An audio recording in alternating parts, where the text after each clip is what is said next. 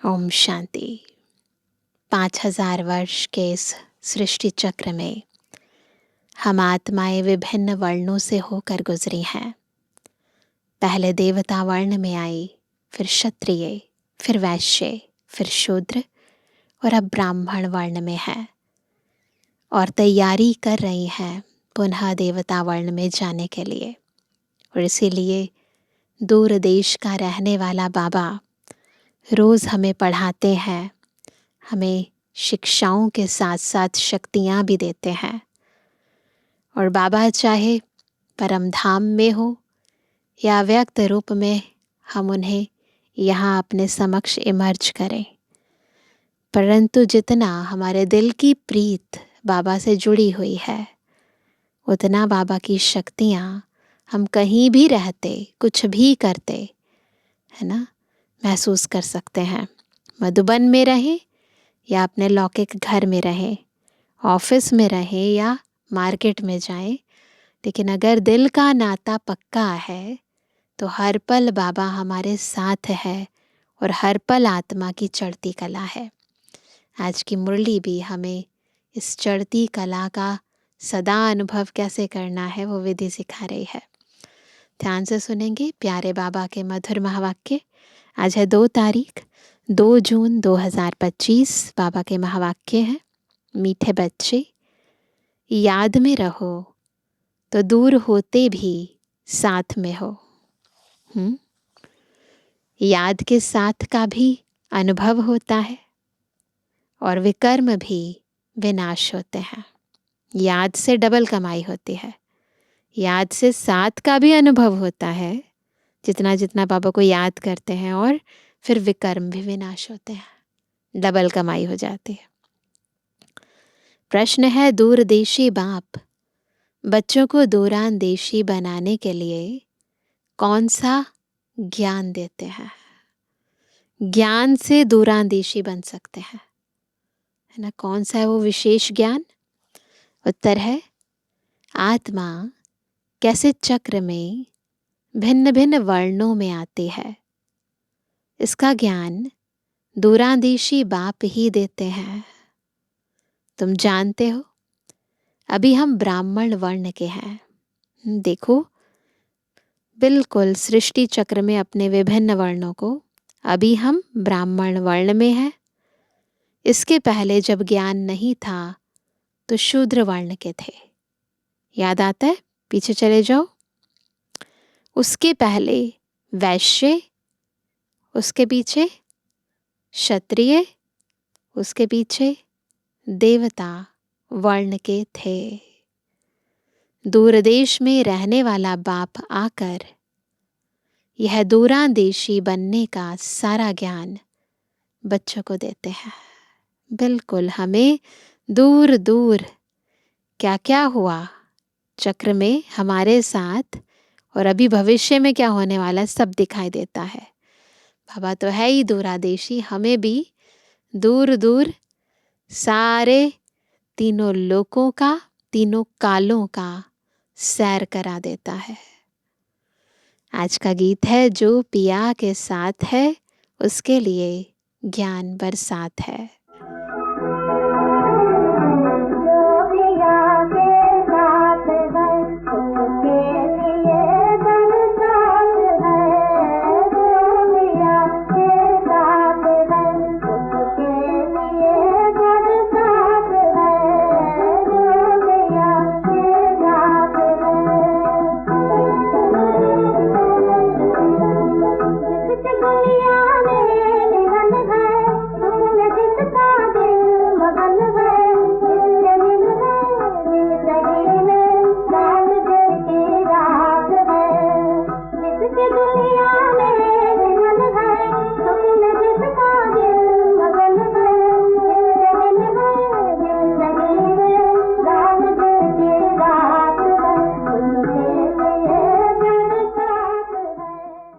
ओम शांति। जो ज्ञान सागर के साथ है उनके लिए ज्ञान बरसात है।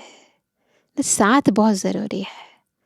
बाबा का साथ नहीं है तो ज्ञान बरसात का अनुभव नहीं होगा, क्योंकि बरसात जब पड़ती है ना तो क्या होता है, धरती पर जो भी जड़ता है वो चेतनता में परिवर्तन हो जाती है ना, प्रकाश हो जाता है चारों ओर, है ना, उमंग उत्साह नव प्राण भर जाते हैं।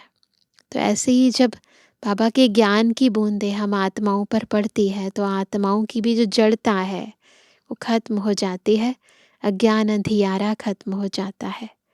तो फीलिंग आती है कि ज्ञान बरसात है। तुम बाप के साथ हो ना, भल विलायत में हो व कहाँ भी हो, साथ हो। याद तो रखते हो ना, जो भी बच्चे याद में रहते हैं वो सदैव साथ में है, याद में रहने के साथ रहते हैं और विकर्म विनाश होते हैं।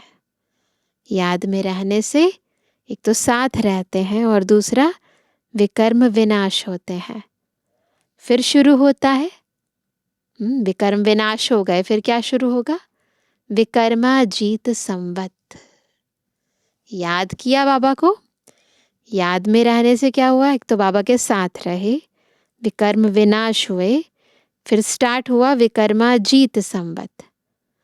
फिर जब रावण राज्य होता है, चक्र घूम गया सबका, संगम पर विकर्म विनाश किए, विकर्माजीत संवत हुआ, फिर उसके बाद किसका राज्य हुआ, रावण राज्य होता है। तब कहते हैं राजा विक्रम का संवत। तो विकर्म होने शुरू हो जाते हैं, है ना, वह विकर्माजीत, वह विकर्मी। अभी तुम विकर्माजीत बन रहे हो, उसे वैसे विक्रमी संवत कहते हैं, लेकिन बाबा उसका यथार्थ अर्थ बताते, विकर्म करने शुरू कर देती है आत्मा। फिर तुम विक्रमी बन जाएंगे। इस समय सभी अति विकर्मी हैं। किसको भी अपने धर्म का पता नहीं है। क्यों विकर्म कर रहे हैं, क्योंकि अपने धर्म का पता नहीं है। आज बाबा एक छोटा सा प्रश्न पूछते हैं, सतयुग में देवताएं यह जानते हैं कि हम आदि सनातन देवी देवता धर्म के हैं? जानते हैं क्या वो? जैसे तुम समझते हो हम हिंदू धर्म के हैं, कोई कहेंगे हम क्रिश्चियन धर्म के हैं, वैसे वहाँ देवताएं अपने को देवी देवता धर्म का समझते हैं। समझते हैं। विचार की बात है ना।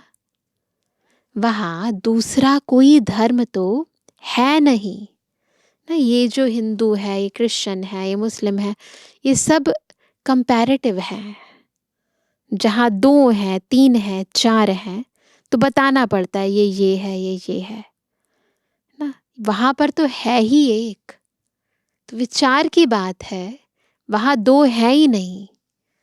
तो इसीलिए बाबा क्या कहते हैं कि विचार की बात है ना, कि वहाँ दूसरा कोई धर्म तो है नहीं जो समझे कि हम फलाने धर्म के हैं। यहाँ बहुत धर्म है, तो पहचान देने के लिए अलग अलग नाम रखते हैं, है ना। पहचान देने के लिए अलग अलग नाम रखे हैं, है ना। बाकी ऐसे नाम की नहीं तो ज़रूरत ही नहीं होती। एक है तो नाम देने की ज़रूरत ही नहीं है। वहाँ तो है ही एक धर्म, इसलिए कहने की दरकार नहीं रहती है कि हम इस धर्म के हैं। उनको पता भी नहीं है कि कोई धर्म होते हैं ना। ये बात ही नहीं है, कोई जिक्र ही नहीं है इस बात का। उनकी ही राजाई है ना। उन्हीं की राजाई है, उन्हीं का ही धर्म चल रहा होता है। अभी तुम जानते हो हम आदि सनातन देवी देवता धर्म के हैं। देवी देवता और कोई को कहा नहीं जा सकता। पतित होने कारण अपने को देवता कह नहीं सकते। पवित्र को ही देवता कहा जाता है। वहाँ ऐसी कोई बात होती नहीं। कोई की भेंट नहीं की जा सकती, कंपैरिजन ही नहीं है ना। अभी तुम संगम युग पर हो, जानते हो आदि सनातन देवी देवता धर्म फिर से स्थापन हो रहा है। वहां तो धर्म की बात ही नहीं है ही एक धर्म। यह भी बच्चों को समझाया है। यह जो कहते हैं महाप्रलय होती है, अर्थात कुछ भी नहीं रहता, यह भी रॉन्ग हो जाता है, बिल्कुल गलत है। महाप्रलय कभी नहीं होती। इस धरती पर कभी ऐसा हो कि कोई भी ना हो, ऐसी स्थिति, ऐसा समय कभी नहीं आता। बाप बैठ समझाते हैं राइट क्या है। शास्त्रों में तो जलमयी दिखा दी है, सब कुछ डूब गया। बाप समझाते हैं सिवाय भारत के बाकी जलमयी हो जाती है ना। सिवाय भारत के बाकी सारी दुनिया जलमयी हो जाती है। इतनी बड़ी सृष्टि क्या करेंगे? सतयुग में इतनी बड़ी सृष्टि की जरूरत नहीं है ना, आत्माएं थोड़ी है। एक भारत में ही देखो कितने गांव हैं। पहले जंगल होता है, फिर उनसे वृद्धि होती जाती है। वहां तो सिर्फ तुम आदि सनातन देवी देवता धर्म के ही रहते हो। यह तुम ब्राह्मणों की बुद्धि में बाबा धारणा करा रहे हैं। अभी तुम जानते हो ऊंच ते ऊंच शिव बाबा कौन है, जानते हैं ना सभी। उनकी पूजा क्यों की जाती है? अक आदि के फूल क्यों चढ़ाते हैं? वह तो निराकार है ना। कहते हैं नाम रूप से न्यारा है, परंतु नाम रूप से न्यारी कोई चीज तो होती नहीं। तब क्या है ना? नाम रूप से न्यारी कोई चीज होती नहीं है, फिर क्या कहेंगे उसे? जिसको फूल आदि चढ़ाते हैं, जब नाम भी नहीं है, रूप भी नहीं है, तो किस पर चढ़ाते हो फूल? पहले पहले पूजा उनकी होती है, मंदिर भी उनके बनते हैं, क्योंकि भारत की और सारी दुनिया के बच्चों की सर्विस करते हैं। क्यों सबसे पहले बाबा की पूजा होती है? क्योंकि बाबा जब आए तो बाबा ने खास भारत की और आम सारी दुनिया के सब बच्चों की, है ना, कितनी खिदमत करी, कितनी सेवा करी। मनुष्यों की ही सर्विस की जाती है ना। मनुष्य अगर सुधर गए तो सब सुधर जाते हैं। इस समय तुम अपने को देवी देवता धर्म के नहीं कहला सकते। तुमको पता भी नहीं था कि हम देवी देवता थे, फिर अभी बन रहे हैं, अभी बाप समझा रहे हैं। तो समझाना चाहिए। यह नॉलेज सिवाय बाप के कोई दे ना सके। उनको ही कहते हैं, क्या कहते हैं बाबा को? ज्ञान का सागर, नॉलेजफुल। गाया हुआ है रचता और रचना को ऋषि मुनि आदि कोई भी नहीं जानते। नेति नेति करते गए हैं। जैसे छोटे बच्चे को नॉलेज है क्या? हाँ, जैसे बड़े होते जाएंगे बुद्धि खुलती जाएगी, बुद्धि में आता जाएगा विलायत कहाँ है, यह कहाँ है। तुम बच्चे भी पहले इस बेहद की नॉलेज को कुछ भी नहीं जानते थे, है ना। आदि में, यज्ञ के आदि में जब बाबा ने स्टार्ट किया तो उस समय तो कुछ भी नहीं जानते थे ना। यह भी कहते हैं भल हम शास्त्र आदि पढ़ते थे। ब्रह्मा बाबा कहते हैं कि भल हम शास्त्र आदि पढ़ते थे, परंतु समझते कुछ भी नहीं थे। मनुष्य ही इस ड्रामा में एक्टर है ना। सारा खेल दो बातों पर बना हुआ है। कौन सी है वो दो बात? ना, बहुत वंडरफुल बात है। भारत की हार और भारत की जीत, है ना। जैसे कहते हैं ना भारत का उत्थान और पतन, वैसे ही भारत की, है ना, हार और भारत की जीत। भारत में सतयुग आदि के समय पवित्र धर्म था। इस समय है अपवित्र धर्म।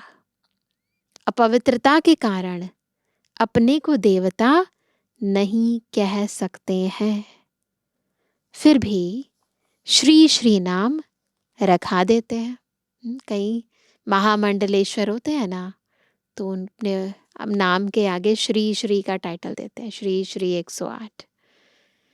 लेकिन श्री माना श्रेष्ठ, श्रेष्ठ कहा ही जाता है पवित्र देवताओं को।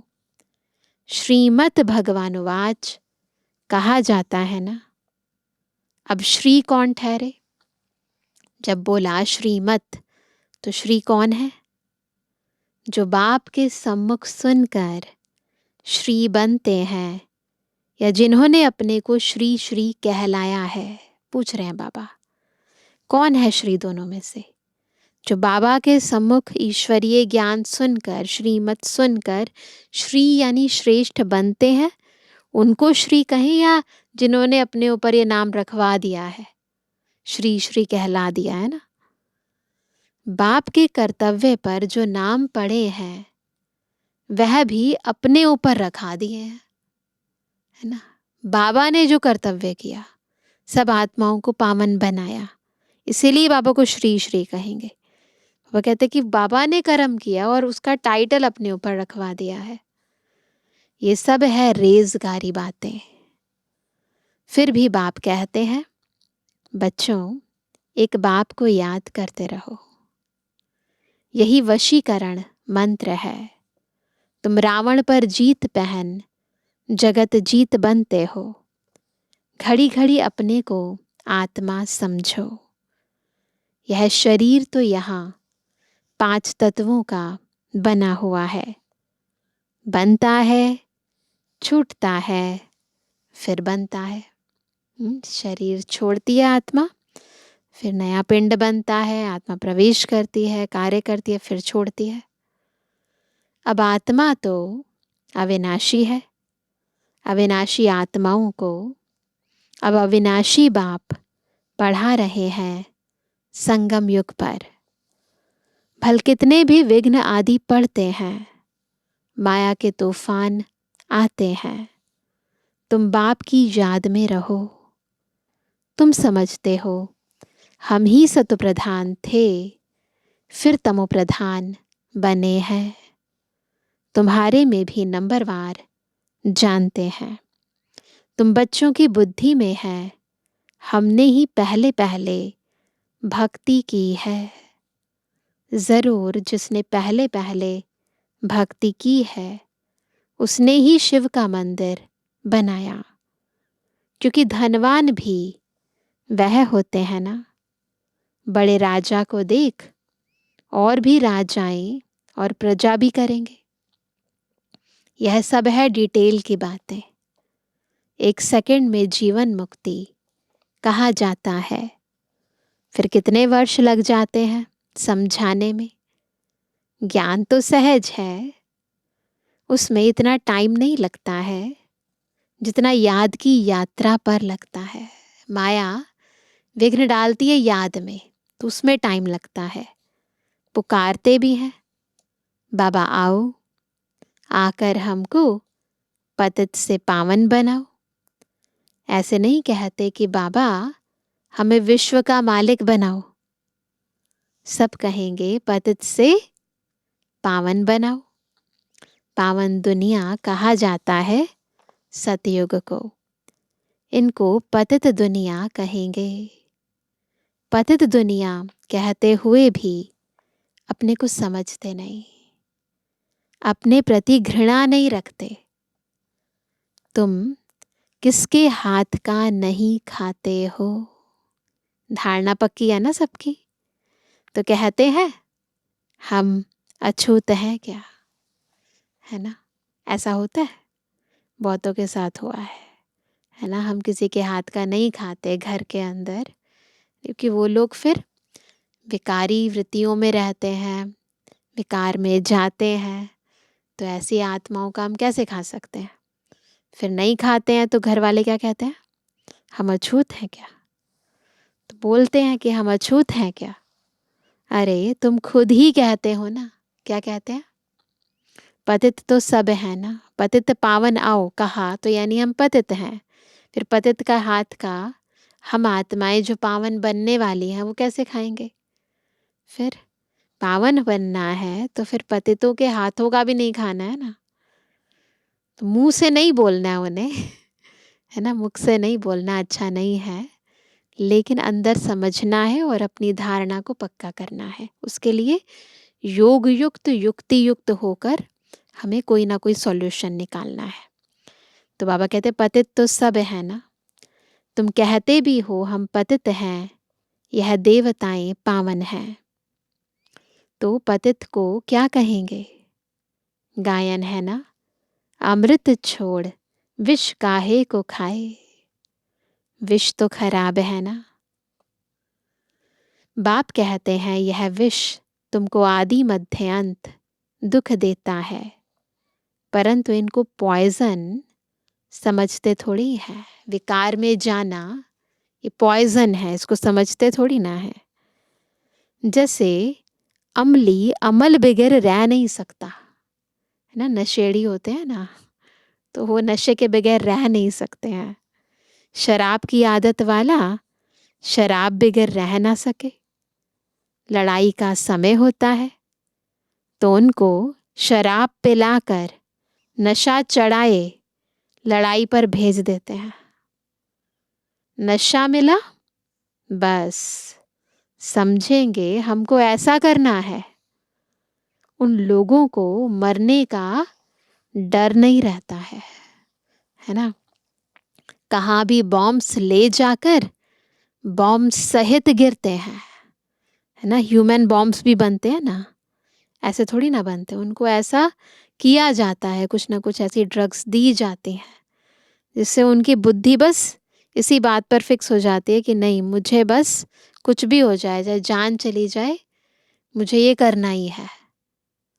गायन भी है, मूसलों की लड़ाई लगी, राइट बात अभी तुम प्रैक्टिकल में देख रहे हो। वो गायन है शास्त्रों में, मूसलों की लड़ाई लगी, परंतु प्रैक्टिकल में कैसे मिसाइल से है ना एक देश दूसरे देश पर हमला करता है, कितना नुकसान करता है, वो हम देख रहे हैं। आगे तो सिर्फ पढ़ते थे। क्या पढ़ते थे? शास्त्रों में क्या लिखा है? पेट से मूसल निकाले, फिर यह किया। अभी तुम समझते हो पांडव कौन है, कौरव कौन है। स्वर्गवासी बनने के लिए पांडवों ने जीते जी देह अभिमान से गलने का पुरुषार्थ किया। ये यथार्थ अर्थ है। तो जो कहते हैं कि पांडव पहाड़ों पर गए और फिर गल कर मर गए, तो बाबा उसका यथार्थ अर्थ बताते हैं। आध्यात्मिक अर्थ ये है कि हमने स्वर्गवासी बनने के लिए जीते जी देह अभिमान से गलने का पुरुषार्थ किया ना। तो वो तो सब प्रतीकात्मक रूप से कहानियों के रूप में बताते हैं, हम यथार्थ समझते हैं। तुम अभी यह पुरानी जुत्ती, ये देह है पुरानी जुत्ती, छोड़ने का पुरुषार्थ करते हो। कहते हो ना पुरानी जुत्ती छोड़ नई लेनी है। बाप बच्चों को ही समझाते हैं। बाप कहते हैं मैं कल्प कल्प आता हूँ, मेरा नाम है शिव। शिव जयंती भी मनाते हैं। भक्ति मार्ग के लिए कितने मंदिर आदि बनाते हैं, नाम भी बहुत रख दिए हैं। देवियों के भी ऐसे नाम रख देते हैं, इस समय तुम्हारी पूजा हो रही है, अलग अलग नाम रख दिए हैं। यह भी तुम बच्चे ही जानते हो, जिसकी हम पूजा करते थे वह हमको पढ़ा रहे हैं। कितनी बड़ी बात है। जिसकी हम पूजा करते थे वो हमें पढ़ा रहे हैं। जिन लक्ष्मी नारायण के हम पुजारी थे ना, कितनी नशे की बात है। जिन लक्ष्मी नारायण के हम पुजारी थे वह अभी हम खुद बन रहे हैं। यह ज्ञान बुद्धि में है सबकी बुद्धि में। सिमरण करते रहो, फिर औरों को भी सुनाओ। बहुत हैं जो धारणा नहीं कर सकते हैं। बाबा कहते हैं जास्ती धारणा नहीं कर सकते हो तो हर्जा नहीं। याद की तो धारणा है ना। ठीक है, खान पान की धारणा नहीं है, और कोई वस्त्र आदि की धारणा नहीं है, वातावरण की धारणा नहीं है ना, अन्न की संग की धारणा नहीं है, परंतु याद की धारणा तो है ना। इसके अंदर तो कोई विघ्न नहीं डाल सकता है ना। बाप को ही याद करते रहो। जिनकी मुरली नहीं चलती है तो यहाँ बैठे सिमरण करें। यहाँ कोई बंधन झंझट आदि है नहीं। मधुबन में ना कोई झंझट है, ना कोई बंधन है। तो वह कहते कि चलो मुरली नहीं चलती है, ज्ञान नहीं सुना सकते हैं बाबा का, तो यहाँ बैठकर मधुबन में आकर बाबा को याद करो। घर में बाल बच्चों आदि का वातावरण देख वह नशा गुम हो जाता है। यहाँ चित्र भी रखे हैं, किसको भी समझाना बहुत सहज है। वो लोग तो गीता आदि पूरी कंठ कर लेते हैं। भक्ति मार्ग में जो साधु सन्यासी हैं गीता कंठ कर लेते हैं। सिख लोगों को भी ग्रंथ कंठ रहता है। तुमको क्या कंठ करना है ना। भक्ति मार्ग वाले गीता कंठ करते हैं, गुरु ग्रंथ साहिब कंठ करते हैं। बाबा कहते तुमको क्या कंठ करना है, रटना है कुछ, है ना। बाबा कहते बाप को कंठ कर लो, है ना। तुम कहते भी हो बाबा यह है बिल्कुल नई चीज, ये बाबा बिल्कुल नया है ना, दिखाई नहीं देता है। यह एक ही समय है जबकि तुमको अपने को आत्मा समझ एक बाप को याद करना है। 5000 वर्ष पहले भी सिखाया था, और कोई की ताकत नहीं जो ऐसे समझा सके। ज्ञान सागर है ही एक बाप, दूसरा कोई हो ना सके। ज्ञान सागर बाप ही तुमको समझाते हैं। आजकल ऐसे भी बहुत निकले हैं जो कहते हैं हमने अवतार लिया है ना कहीं। इसलिए सच की स्थापना में कितने विघ्न पड़ते हैं। क्यों विघ्न पड़ते हैं? जब मनुष्य आत्मा खुद को कह देती है कि मैं अवतरित हूँ, मैं ये हूँ, कह देते हैं इसमें देवी है न, इसमें परमात्मा की प्रवेशता है। बाबा कहते हैं इन सब के कारण स्थापना में विघ्न पड़ते हैं, देरी होती है। परंतु गाया हुआ है सच की नाव हिलेगी डुलेगी लेकिन डूबेगी नहीं। अब तुम बच्चे बाप के पास आते हो तो तुम्हारे दिल में कितनी खुशी रहनी चाहिए।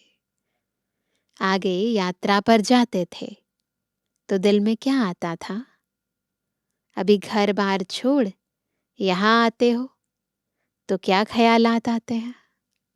पहले भक्ति मार्ग में भी यात्राओं पर जाते थे ना, तीर्थ यात्राओं पर, तो उस समय बुद्धि में क्या रहता था? और अभी जो बाबा के घर आते हैं तो इस समय बुद्धि में क्या रहते हैं? तो बाबा कहते हैं तो क्या ख्यालात आते हैं? हम बाप दादा के पास जाते हैं। पहले तो नहीं आती थी ना ऐसी भासना। बाप ने यह भी समझाया है मुझे सिर्फ शिव बाबा कहते हैं। जिसमें प्रवेश किया है वह है ब्रह्मा। बिरादरियां होती हैं ना, पहली पहली बिरादरी ब्राह्मणों की है, फिर देवताओं की बिरादरी हो जाती है। अभी दूरादेशी बाप बच्चों को दूरांदेशी बनाते हैं। बाबा कहाँ का रहने वाला है? दूर दूर परम धाम का रहने वाला। इसलिए बाबा कहते हैं अभी दूरदेशी बाप बच्चों को दूरांदेशी बनाते हैं, हमारी बुद्धि को भी दूर दूर तक ले जाते हैं। तुम जानते हो आत्मा कैसे सारे चक्र में भिन्न भिन्न वर्णों में आई है। जा रही है बुद्धि दूर दूर, कहाँ पहुंच गई? सतयुग में पहुंच गई, त्रेता में, द्वापर में, कलयुग में, फिर संगम पर आ जाओ। गई दूर दूर तक चली गई ना बुद्धि, समय और स्थान से भी पार चली जाती है, इतनी दूर। तो बाबा कहते हैं इसका ज्ञान दूरांदेशी बाप ही देते हैं।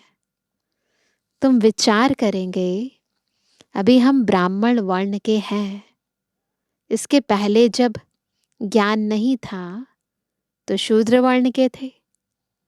हमारा है ग्रेट ग्रेट ग्रैंडफादर, ग्रेट शूद्र, ग्रेट वैश्य, ग्रेट क्षत्रिय, उनके पहले ग्रेट ब्राह्मण थे।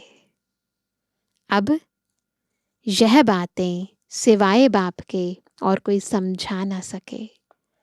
इनको कहा जाता है दूरान देश का ज्ञान, है ना, दूर दूर देश का ज्ञान।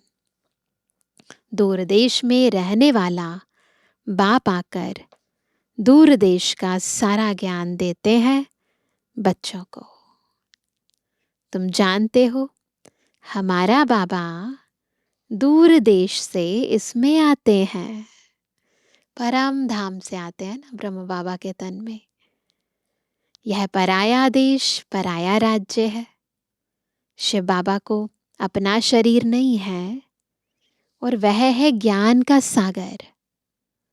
स्वर्ग का राज्य भी उनको देना है, शरीर नहीं है बाबा के पास, और है ज्ञान का सागर, और हमें स्वर्ग का राज्य भी देने वाला है। सोचो, श्री कृष्ण थोड़ी देंगे, शिव बाबा ही देगा। श्री कृष्ण को बाबा नहीं कहेंगे, बाप राज्य देते हैं, बाप से ही वर्षा मिलता है। अभी हद के वर्षे सब पूरे होते हैं, है ना। अभी समय ऐसा आ गया, हद के वर्षे सब पूरे होते हैं। सतयुग में तुमको यह मालूम नहीं रहेगा कि हमने यह संगम पर 21 जन्मों का वर्षा लिया हुआ है। यह अभी जानते हो हम 21 जन्मों का वर्षा आधा कल्प के लिए ले रहे हैं। 21 पीढ़ी यानी पूरी आयु। जब शरीर बूढ़ा होगा तब समय पर शरीर छोड़ेंगे। जैसे सर्प पुरानी खल छोड़ नई ले लेते हैं, हमारा भी पाट बजाते बजाते यह चोला पुराना हो गया है। तुम सच्चे सच्चे ब्राह्मण हो, तुम्हें ही भ्रमरी कहा जाता है। तुम कीड़ों को आप समान ब्राह्मण बनाती हो, विष्टा के कीड़ों को ब्राह्मण बना देते हैं। विषय विकारों में जो गोते खा रही हैं आत्माएं, पतित आत्माएं, उनको अपने समान ब्राह्मण बना देते, पवित्र बना देते हैं। तुम्हें कहा जाता है कि कीड़े को ले आकर बैठ भूं भूं करो, ज्ञान सुनाओ उन्हें।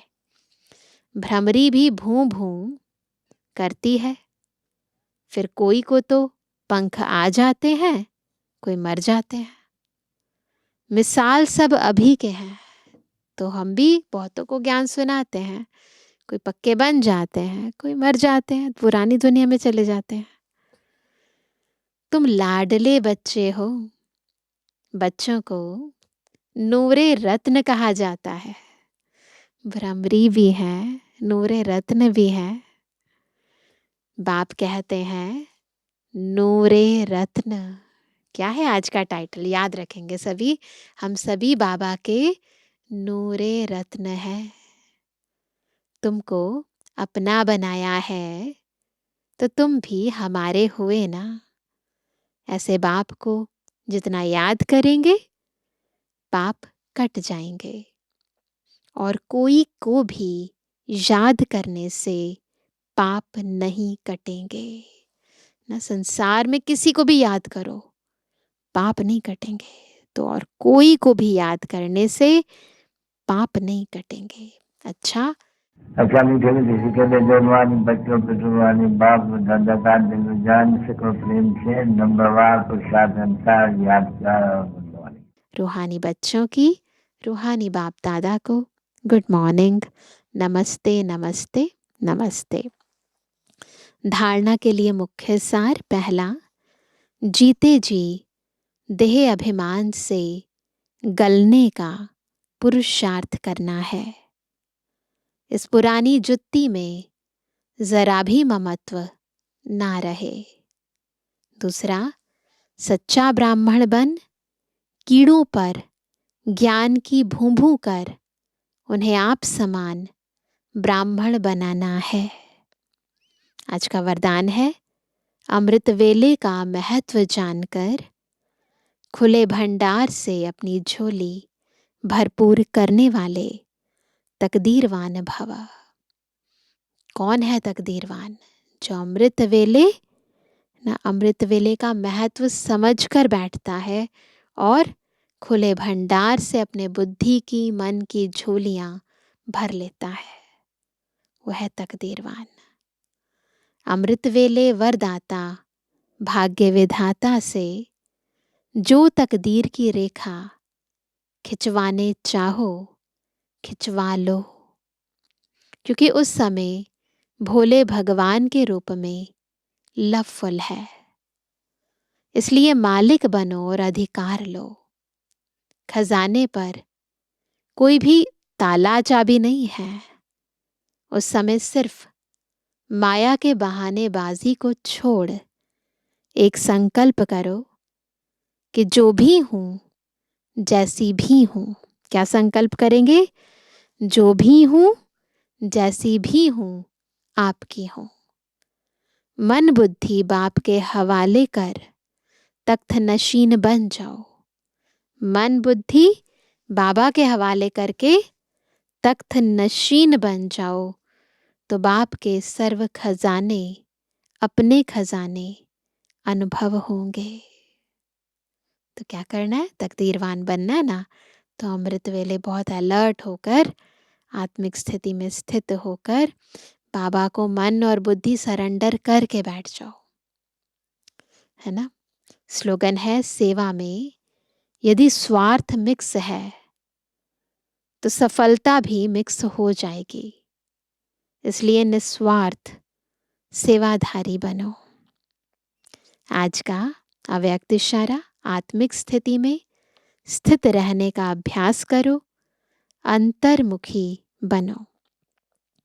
ऐसा कोई भी ब्राह्मण नहीं होगा जो आत्म अभिमानी बनने का पुरुषार्थी ना हो, लेकिन निरंतर आत्म अभिमानी, जिससे कर्मेंद्रियों के ऊपर संपूर्ण विजय हो जाए। हर एक कर्मेंद्रिय सतोप्रधान स्वच्छ हो जाए। देह के पुराने संस्कार और संबंध से संपूर्ण मरजीवा हो जाएं। इसके लिए अंतर्मुखी बनो। इसी पुरुषार्थ से ही नंबर बनेंगे। क्या करना है? अंतर्मुखता की गुफा में चले जाओ, है ना। और आत्मिक स्थिति का पूरा पूरा अभ्यास करो, ताकि कर्मेंद्रियों पर हमारी पूर्ण रीति विजय हो जाए। हर एक कर्मेंद्रिय सतो प्रधान बन जाए। अच्छा, ओम शांति।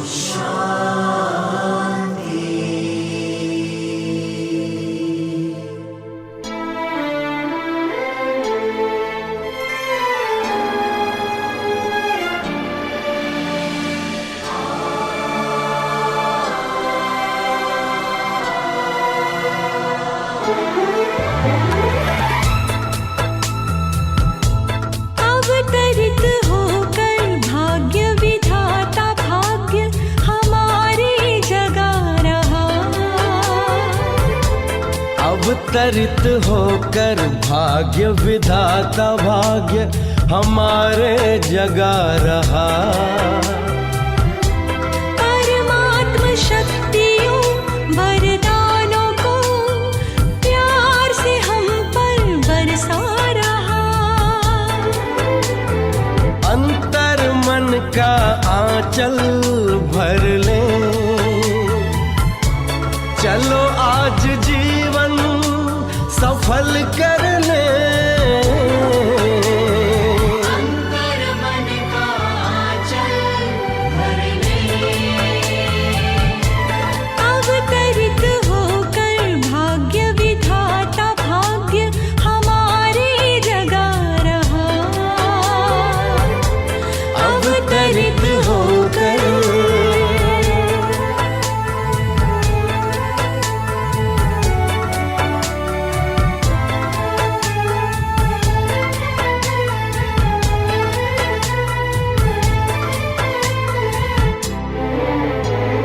धैर्य धरो धरती वालों, ये रात घनेरी जाएगी। शुभ आशाओं की नई किरण स्वर्णिम प्रभात लाएगी। ये परमात्म दिव्य संदेश का अनहद नाद है गूंज रहा।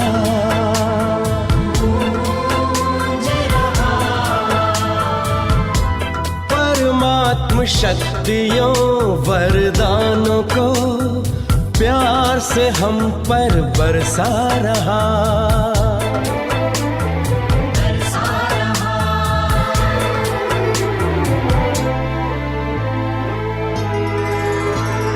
परम धाम से शिव निराकार आए, साकार मनुज तन का माध्यम बनाए। दिया दिव्य नाम ब्रह्मा जिनको, कहा आए नव सृष्टि रचाएं। जीवन हुआ कमल हृदय हर पल आनंद विभोर हो रहा। परमात्म शक्तियों वरदानों को प्यार से हम पर बरसा रहा। बरसा रहा।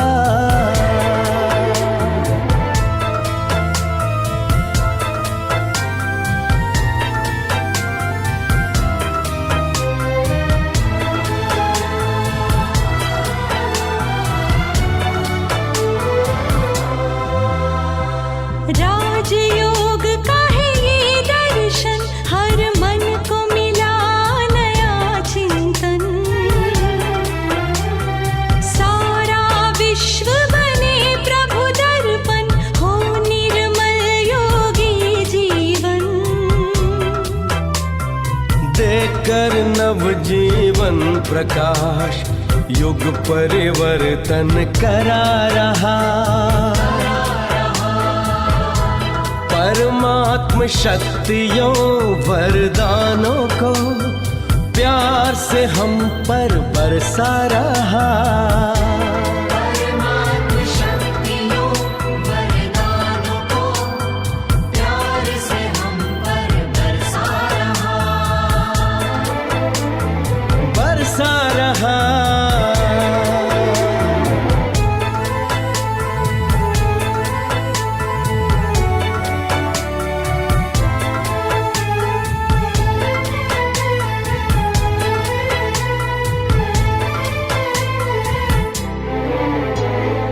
एक है हम, परिवार है एक, परम पिता वो प्यारा है। हम सबके हैं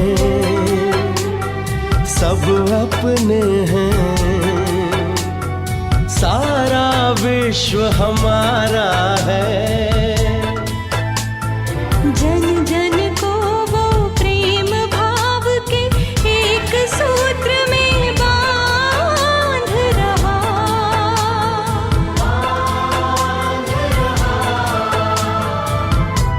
परमात्म शक्तियों वरदानों को प्यार से हम पर बरसा रहा।